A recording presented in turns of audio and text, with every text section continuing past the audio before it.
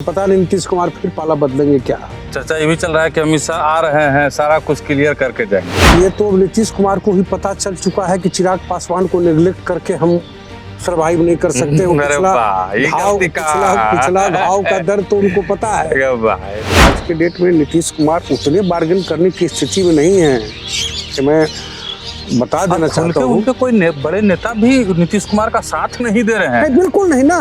लड़ाई है 110 और 90 की अब है ना। अब तो बहुत नजदीकी का मामला आ गया है। अगर नीतीश कुमार लड़खड़ा जाए इस बीच में तो पार्टी का बागडोर कौन संभालेगा? जो भी संभालेगा वो पार्टी को हाईजैक करने की स्थिति में हो।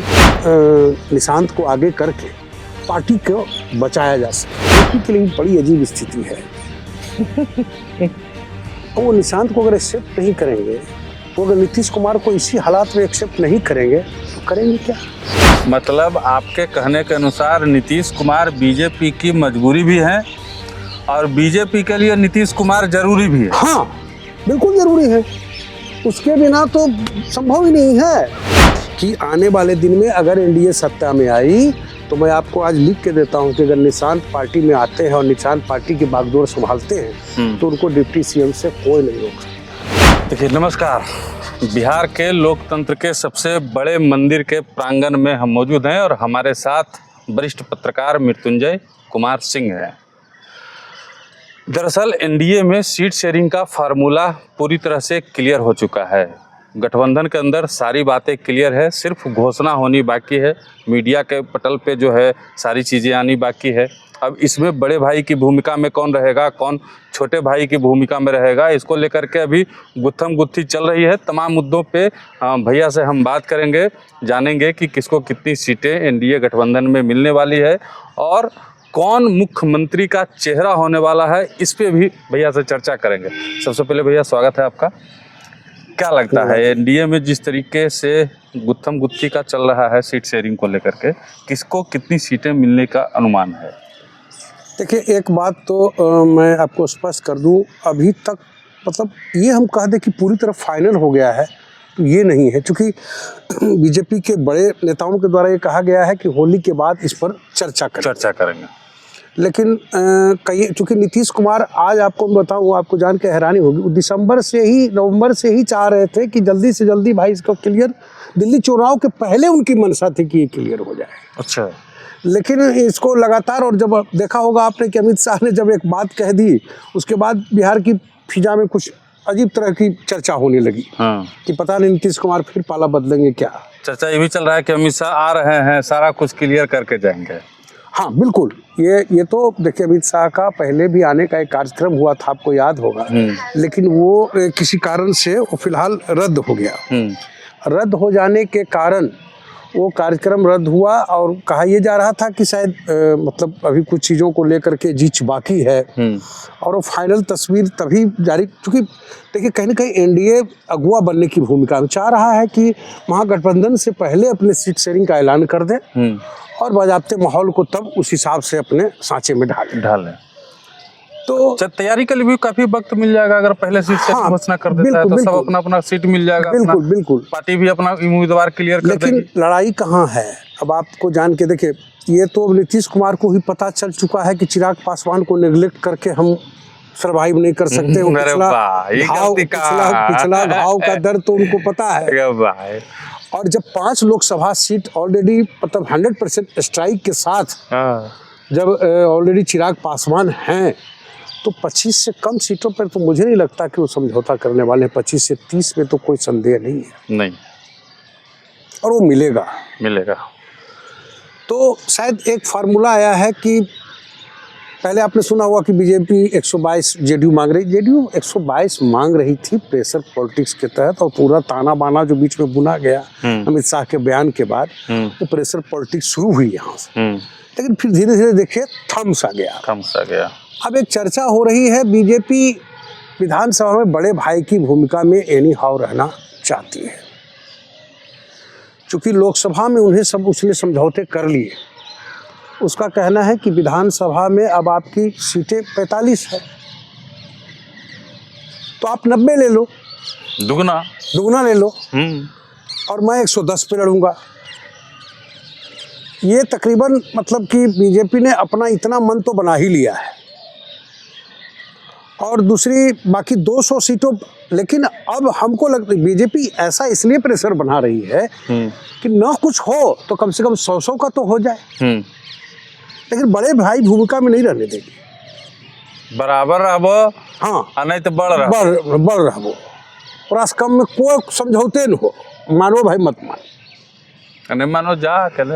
हाँ, नहीं, देखिए आज के डेट में नीतीश कुमार उतने बार्गेन करने की स्थिति में नहीं है कि मैं बता देना चाहता हूँ। उनके कोई बड़े नेता भी नीतीश कुमार का साथ नहीं दे रहे हैं। नहीं, बिल्कुल नहीं ना। देखिए आप मेरी बात को समझिए, हम तो ये बढ़ चढ़ कर नहीं कहेंगे, क्योंकि बहुत सारे लोग कहते हैं कि ललन सिंह पार्टी को हाईजैक कर लिए, वो बातें दूर की बात है। पार्टी को तोड़ने की कोई जरूरत ही नहीं। गठबंधन जब साथ चल रहा है तो कहीं कुछ ऐसी बात है नहीं, ये तो अफवाह, मतलब इस तरह की चर्चा चल रही है, लेकिन ऐसा है नहीं। जी। देखिए बात सब बनना है। अब लड़ाई है 110 और 90 की अब है ना, अब तो बहुत नजदीकी का मामला आ गया है, आपको बता दूं। और मुझे लगता है कि बीजेपी इसका कहना है कि भाई लोकसभा में हमने जो, जैसे आपने कहा 17 और 16 पर हम, लेकिन नीतीश कुमार का कहना है कि आपने 5 चिराग को दिया तो वो आपके हैं। तो बीजेपी का कहना तो ठीक है, हम के हैं तो मुझे 150 सीट चाहिए। हम समझेंगे, हाँ, हमको 150 सीट दे दो ना, हाँ, हम बाकी आप लड़ो। हाँ, हम समझ लेंगे। हाँ, तो ये सिचुएशन है। लेकिन लगभग अब ये जो जिस तरह की चर्चा चल रही है कि नीतीश गए आए, देखिए नीतीश कुमार के बारे में 2-3 चीज़ आखिर आप गौर करते हैं।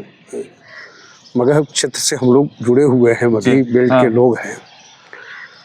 ये अचानक निशांत के बारे में तो आपसे हम 6 महीने पहले कहे थे, क्योंकि पार्टी का एक धड़ा 2-3 चीज़ों को लेकर बहुत चिंतित है। चिंता इस बात को है लेकर कि आखिर अगर नीतीश कुमार लड़खड़ा जाए इसी बीच में, तो पार्टी का बागडोर कौन संभालेगा? जो भी संभालेगा वो पार्टी को हाईजैक करने की स्थिति में होगा, अपने हिसाब से पार्टी को चलाने के हालत में रहेंगे। और बिहार के खास करके मगध की कुर्मी राजनीति एक तरह से शून्यता पर जाएगी ना। फिलहाल तो कोई झंडा बरदार उस तरह का है नहीं। तो एक धड़ा जेडीयू में ही चाहता है कि किसी तरह से निशांत को आगे करके पार्टी को बचाया जा सके। निशांत पर चर्चा करेंगे, लेकिन पहले आपके हिसाब से 110 बीजेपी, 90 जदयू, 200 होलो, 30 चिराग पासवान, 30 के लमसम चिराग पासवान, ठीक है। हाँ, और 230 होलो, हाँ, बाकी बच गलो 13 गो, हाँ, 10 गो मांझी जी को, 10 गो, हाँ।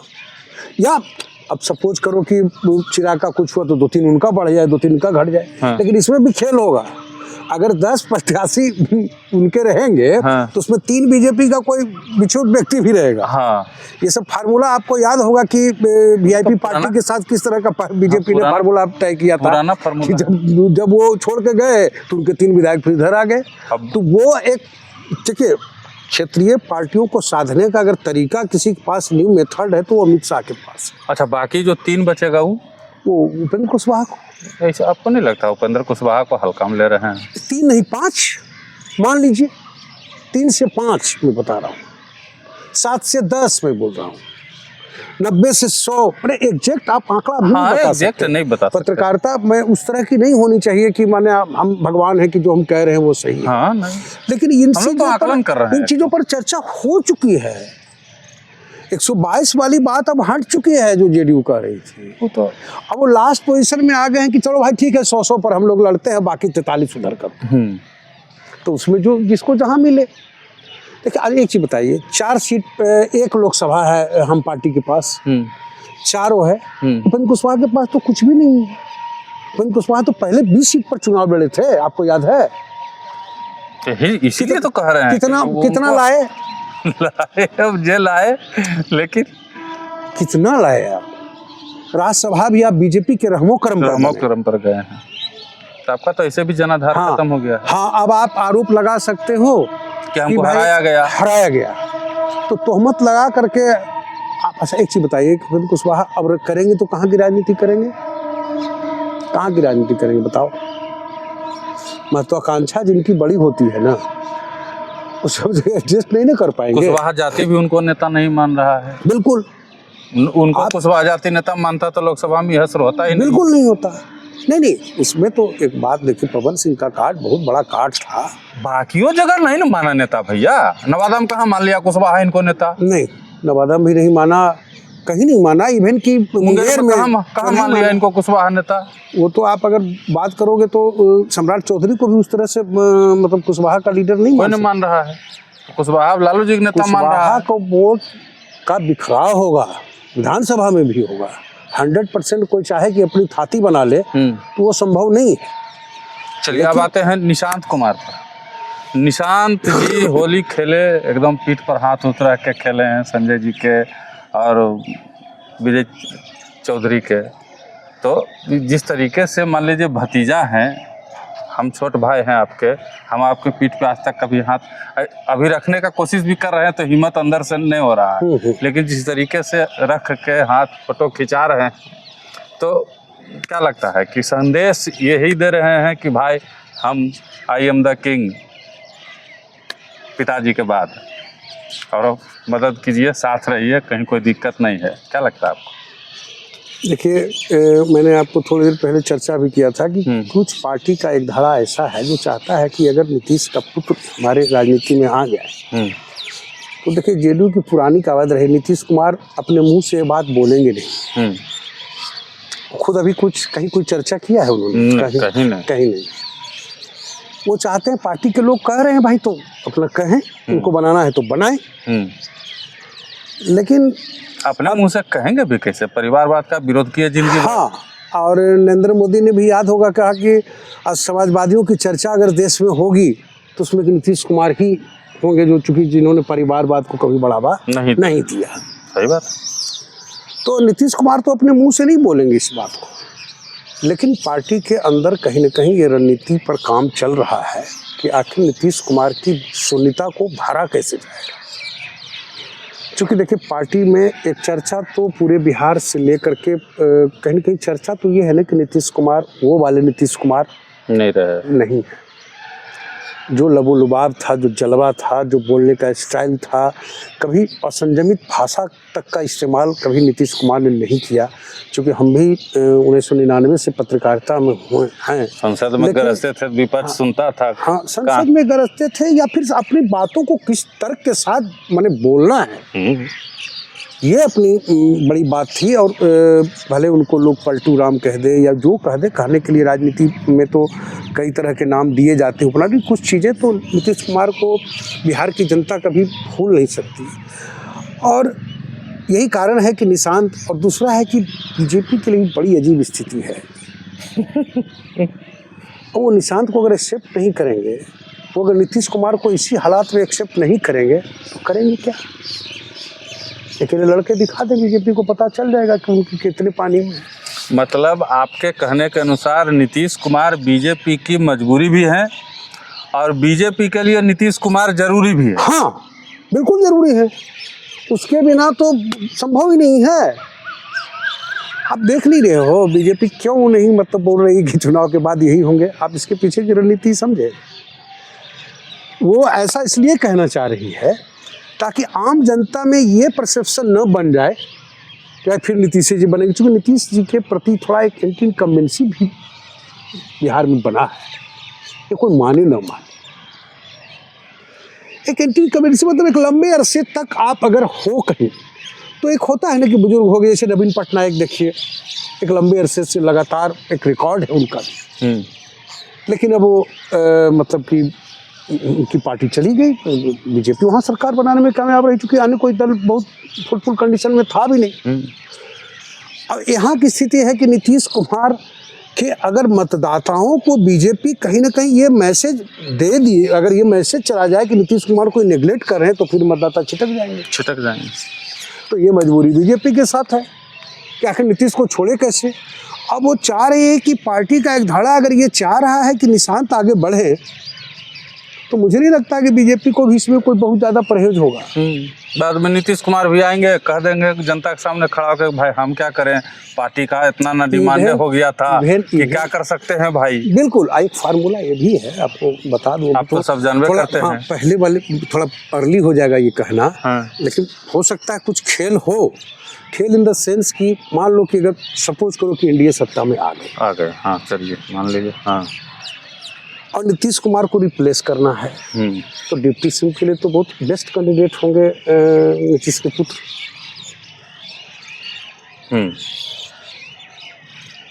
डिप्टी सीएम के तो एक अच्छे कैंडिडेट होंगे ना। अब मुख्यमंत्री बीजेपी का होगा।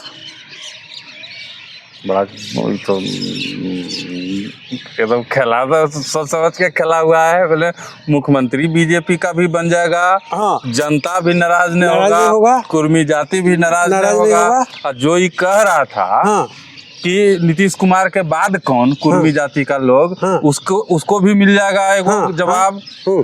अरे कुशवाहा से मान लीजिए कि बीजेपी किसी कुशवाहा को मुख्यमंत्री बना दिया, लेकिन बीजेपी में आप तय नहीं कर सकते कि कौन बनेगा मुख्यमंत्री। ये तो लास्ट टाइम में डिसाइड होता है। ये तय कर देना कि यही होंगे, वो इतना आसान नहीं है।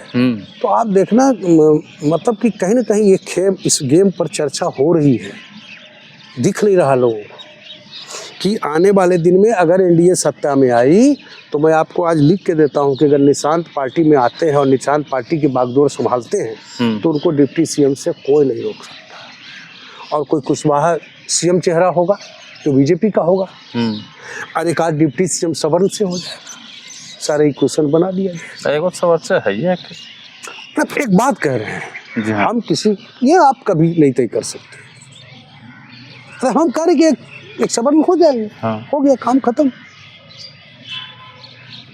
सारा इक्वेशन कैलकुलेशन तो आप दे दिए। सीट कितना रहेगा, मुख्यमंत्री कहाँ कौन होंगे, बड़ा भाई कौन होंगे, छोटा भाई कौन होंगे। ये अच्छे दिनों के इंतजार में है। निशांत को हल्के में लॉन्च करने की तैयारी में पार्टी पूरा बम्बार्डिंग करेगी, पूरा चर्चा होगा। कहीं इसीलिए मनीष वर्मा को नहीं बैक किया गया। आप देखो ना, ये सारी चीजें होंगी और उनको बजाते किया जाएगा, क्योंकि देखिए नीतीश और उनकी पूरी कंपनी को डर है कि कहीं पार्टी टूट ना जाए। बीजेपी को डर है कि कहीं नीतीश कुमार के समर्थक हमसे नाराज ना हो, नाराज ना हो जाए, तो वो काम करेगा। इसमें नुकसान क्या है? अगर उनका मुख्यमंत्री बीजेपी का होगा, डिप्टी सीएम निशांत बनेंगे, इसमें दिक्कत क्या है? इंजीनियर है ना, बिल्कुल। कम से कम तेज प्रताप से तो कुछ ज्यादा ही पढ़े लिखे होंगे मेरे ख्याल से। बिल्कुल है, जब बीआईटी से इंजीनियरिंग किया उन्होंने। सब हैं, सुशील है। तो उस राजनीति में जो नीतीश कुमार की एक राजनीति, एक तरफ लालू की राजनीति थी, एक तरफ नीतीश की राजनीति, तो फिर एक राजनीति देखने को मिलेगा। अब आने वाले दिन की राजनीति क्या होगी इस पर तो नहीं, लेकिन एक फार्मूला है। ये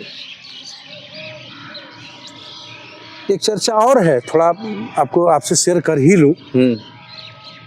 हो सकता है उलट फिर कहीं चुनाव के पहले ही हो जाए। घुसते अभी हो जाता, अगर निशांत को लेकर के अगर 6 महीने साल भर पहले से चर्चा शुरू हो जाती तो इसी मंत्रिमंडल में कुछ होने की उम्मीद थी। लेकिन बीजेपी ने नीतीश को एज ए सीएम चाहता है कि उन्हीं के साथ चुनाव लड़े। देखिए बहुत ज़्यादा प्रचार करने की स्थिति कोई नुकसान नहीं चाहती है बीजेपी, किसी भी कीमत पर कोई जोखिम नहीं लेना चाहिए। पर सत्ता हासिल करना है चाहे जैसे, और वो नीतीश को बिदका के नहीं, नीतीश के समर्थकों को बिदका के नहीं, उनको नाराज करके नहीं। बीजेपी पता है, हो सकता है नीतीश कुमार मान जाए कि निशांत जी को ले आइए भाई, लॉन्च कीजिए, उप मुख्यमंत्री बनाइए, अपना मुख्यमंत्री आप बनाइए, पर्दे पीछे से सामने से नहीं। अभी देखो सब में मान जाते हैं, तो हो सकता है नीतीश जी को चुनाव पहले भारत रत्न भी दे दे। नहीं। देखिए अभी ये रिस्क बीजेपी, पहले इस पर चर्चा हुई है, लेकिन ये अभी लेगा नहीं, क्योंकि मंत्रिमंडल का विस्तार था ना। अब बीच में करेगा ना, तो थोड़ा सा जो मुझे लगता है कि जो पार्टी का जो ऊपर भविष्य का मनसा है, वो मंसूबे पर पानी फिर जा सकता है। इसलिए ये रिस्क नीतीश को बाहर करके कोई बैटिंग करना नहीं चाहिए। वो है भविष्य का तुरुप का पत्ता है, और वो एक तरह से बिछा दी गई है। अब देखना, मुझे लगता है कुछ ना कुछ तो नतीजे आएंगे, जो मैं कह रहा हूँ। चलिए, जो आप कहते हैं यकीन मानिए, हमारे महासूत्र कह लीजिए, महागुरु कह लीजिए, सब कुछ यही है। और जो कहते हैं वाकई में सच होता है, हम मानते हैं, आप भी मानिएगा।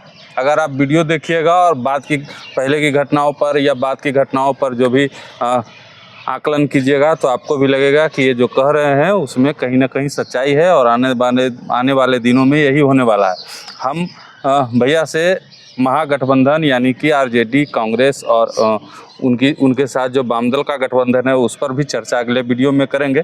तब तक के लिए बने रहिए हमारे साथ। और ये वाला वीडियो में तो एनडीए का सारा पोल खोलिए दिए हैं। धन्यवाद।